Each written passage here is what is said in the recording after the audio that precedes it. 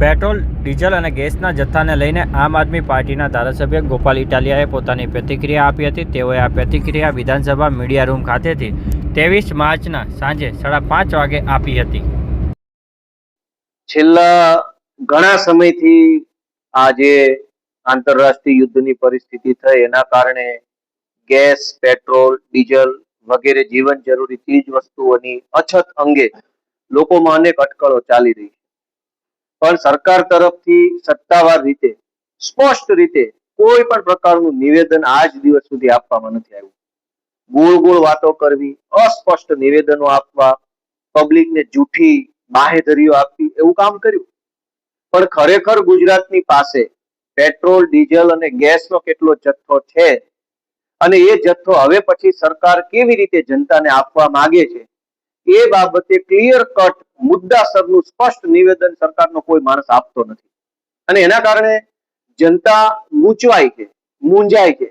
કોઈને ખબર જ નથી કે શું થવાનું છે.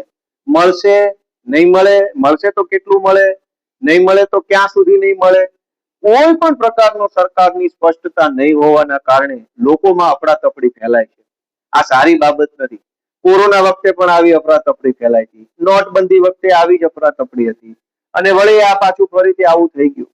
એટલે જ્યારે કોઈ પણ પ્રકારની સમસ્યા આવે ત્યારે સરકાર પોતાના હાથ ઊંચા કરી લે. જનતાને સાચો, સ્પષ્ટ અને વ્યાજબી જવાબ આપવો એ સરકારની ફરજ છે. વિધાનસભાનું ગૃહ ચાલુ છે. ગૃહની અંદર સરકારે જાહેરાત કરવી જોઈએ કે કેટલા દિવસો સુધી ચાલે તેટલો જથ્થો છે અને એ જથ્થો સરકાર ઉદ્યોગોને, વેપારને અને આમ જનતાને કેવી રીતે વેચવા માંગે છે અને કોને કેટલું મળશે એ બાબતની સ્પષ્ટતા કરતા નથી.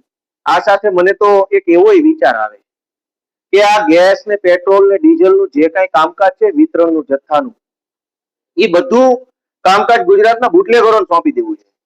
કેમ કે ગમે તેવો કોરોના આવે, યુદ્ધ થાય, દારૂ ગુજરાતમાં ઘટતો નથી કે દારૂ માટે લાઈનમાં ઉભું રહેવું પડતું નથી. બુટલેગરોએ હંમેશા ગુજરાતની જનતાને સમયસર દારૂ પૂરો પાડ્યો.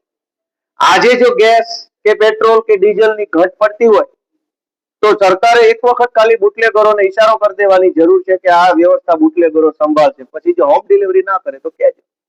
સરકાર કરતા તો બુટલેગરો સારું કામ કરી બતાવે. તો શું સરકારના વખાણ કરવા માંગે?